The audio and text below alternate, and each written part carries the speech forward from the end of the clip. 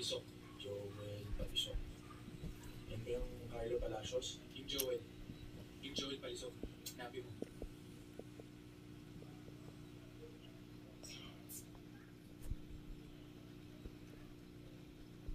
Joel Palisok. Sandali ah.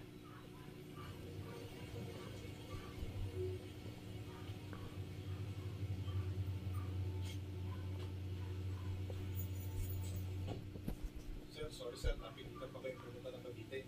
Ano nangyari dito, Phil? Sir, tingnan niyo na lang po. Pagkagising po ng couple na nagrenta ng cottage, nandito na raw po. Saan nanggaling yan?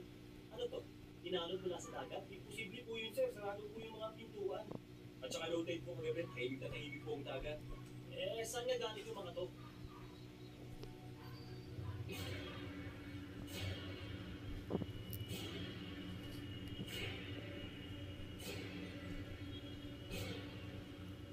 Hindi lang po yun sir. May narinig daw po sila kagabi. May umiyak daw po. Sino yung Babae raw po. Sino nga yung babae yung niya?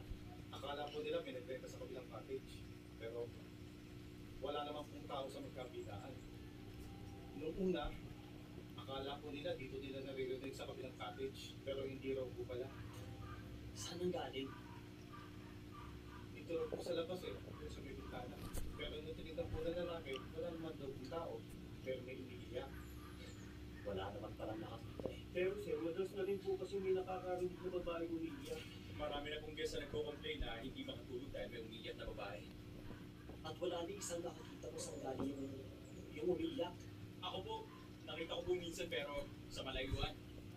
Saan mo nakita? Sa may tawid dagat po.